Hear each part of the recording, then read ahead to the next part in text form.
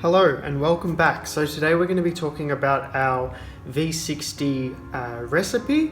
Now this is in conjunction of our 2021 brew guide on our website blog post, where we talk about how we're brewing coffee using all of our different equipment. So let's get straight into it. So the very first thing that we are going to do is we're going to use 20 grams of coffee beans. Now this is a washed Ethiopian coffee. I'm going to just quickly pop that in this little container. And at this stage, if you haven't weighed, you can weigh it up. So we've got 20 grams in. I'm going to use a little spritz of water. Give it a quick little shake. And on the Comandante Grinder, I've already got it set onto 25 clicks. If you don't have it set, you can quickly adjust that now. Put the coffee in.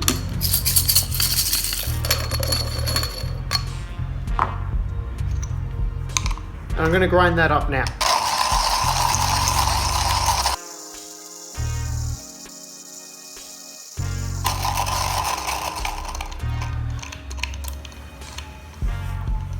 Awesome, that's done. Cool.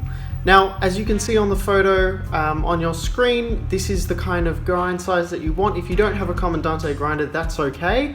Try to get it as close as you can to this reference image. As far as the filters go, we're going to be using the Origami paper filters. We'll have all of the links down below, as well as the link to our brew guide on our website. Awesome. So the very first thing that we're going to do is just quickly familiarize yourself with the way that you pour. If you're pouring around in circles like this, you want the filter to be the edge of the filter to be facing towards the opposite side, so pointing in the opposite direction. That way it doesn't restrict the direction that you're flowing into. So I normally pour in circles going this way, so I'm going to just fold my paper towards that direction.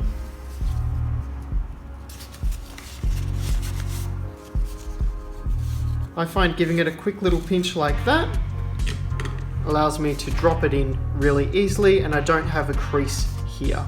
Cool. Gonna pop that there and go grab my kettle. And we're back. So now we've got our water.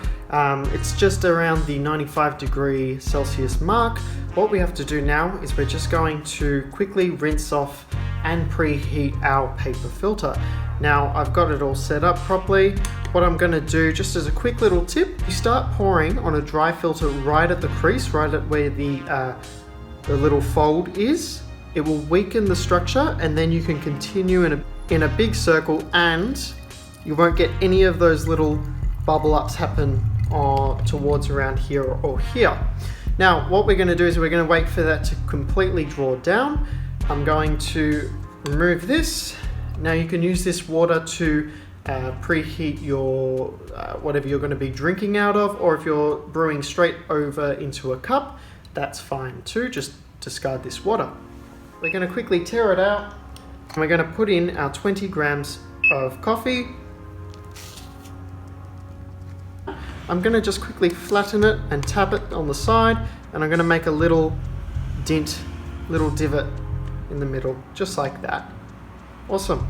Now let's start brewing. So the first thing that we're going to do is called a bloom. We're going to use 50 grams of water to do this. We're going to start off in the center and slowly push outwards, making sure to cover everything. And that's 50 grams. I'm going to quickly grab it and give it a generous swirl. By doing this, we're making sure that everything is wet, and we're going to wait anywhere from 30 to 45 seconds. I usually find with this recipe about 40 seconds is long enough until our first pour, where we're going to be using 150 grams of additional water. And it's 40 seconds now. We're going to start off slow in the center, and we're going to slowly gain momentum, covering all of the darker bits, and our speed is going to increase until we reach 200 grams, which is now. I'm going to give it a quick swirl and let that sit. Now this should draw down until it reaches the bed of coffee, and that's when we're going to initiate our secondary pour. Fantastic. Now, as you can see, there are some grounds on the side walls. Just before that starts to become an issue, give it another swirl, and that will make sure that it knocks everything off, because we don't want those grounds on the wall. We want them being brewed. Now, as the bed is becoming apparent, we're going to start our secondary pour. Now, this pour is going to be a lot slower, and our goal is to reach 300 grams total within about 30 to 45 seconds. Same time it took for our bloom. So we're just kind of feeling